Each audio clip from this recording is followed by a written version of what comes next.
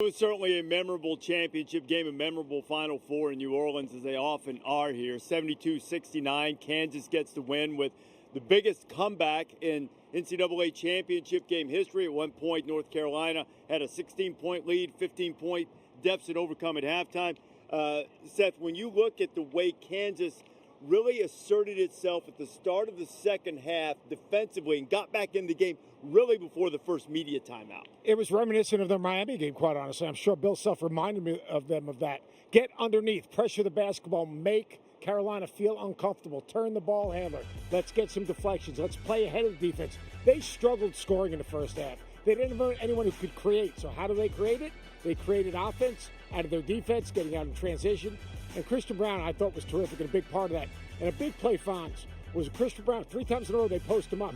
That third time he gets an N1, he turns around. I'd say he was exuberant. All right? He said some bad words. He said some bad words. Thank you very much. And to me, they needed that because they needed some personality, some energy, some belief. And he was the guy that gave him belief, which kind of got him going throughout the second half. Yeah, and speaking of energy and belief, I thought Remy Martin was absolutely sensational. Rece, I've said to you all year long, I did not think Kansas was a Final Four national championship caliber team without a healthy Remy Martin. We saw him go back-to-back 20-point games throughout this NCAA tournament. And then tonight, he didn't look comfortable in the first half. I thought he hesitated. He was a little passive in the first half, and then he banks one in off the glass. And, of course, he gets 11 big ones for them in the second half. I thought he was terrific off the bench. You know, you had 5 guys in this game put up double-doubles, including Armando Bacot, who 15 points and 15 rebounds. But this is to take nothing away from McCormick. It was clear that Bacot was affected by the ankle. He's not a guy who plays above the rim anyway, but he was 3 for 13 from the floor, had trouble finishing around the rim at times, and Kansas was able to use that to their advantage. Yeah, he was magnificent, I thought, in the first half, establishing himself. He had a double-double in the first long. I think it was 11 points and 10 rebounds. But to your point, you could tell as he's trying to sprint up the floor, didn't quite have the juice to get up and down the floor as we're accustomed to having. But Seth, I'll also say, I thought Brady Manick did a terrific job. They tried to isolate him at times. He had 3 block shots in the first half alone. I think the one thing I would say about Carolina, Brady Manick got a little bit lost in the second half. He didn't get a lot of touches. He didn't get a lot of good looks. Now, obviously, Wilson's part of that, his ability to defend, keep him in front, contest him. But I thought that Caleb Love struggled. I mean, he got opportunities, but he struggled. And I think instead of kind of getting others involved, he kind of chased it a little bit instead of getting others involved. And I also thought that in the second half, Armando Bacot, you know, I'm not sure where his ankle was at, but you sit in that locker room extended period of time in the NCAA tournament and then have to go out and get yourself back going, that has an effect on you.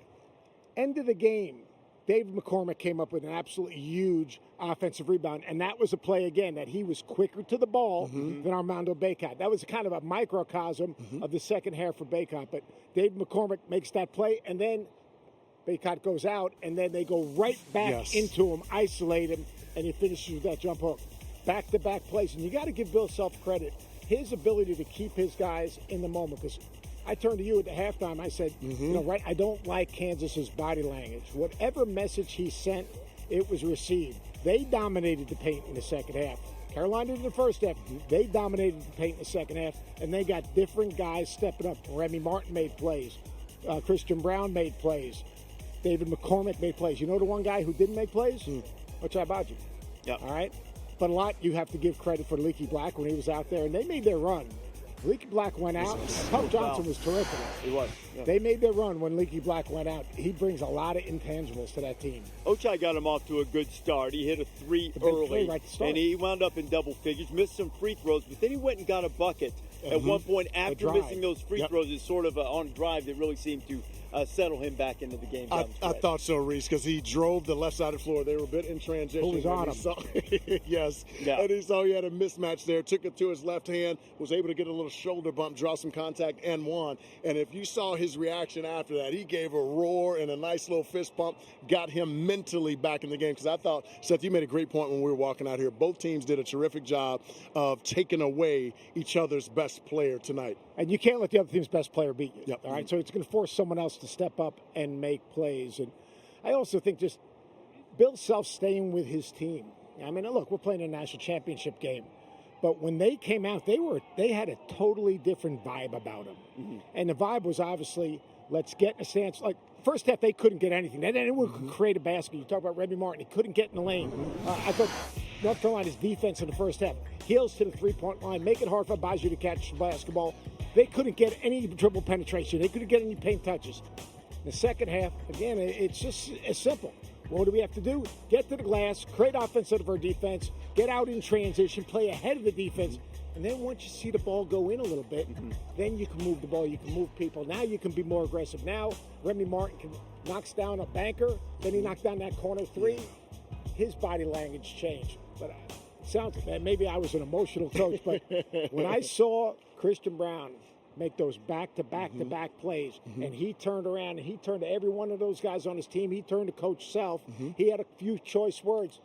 The energy and body language of that Kansas team changed significantly.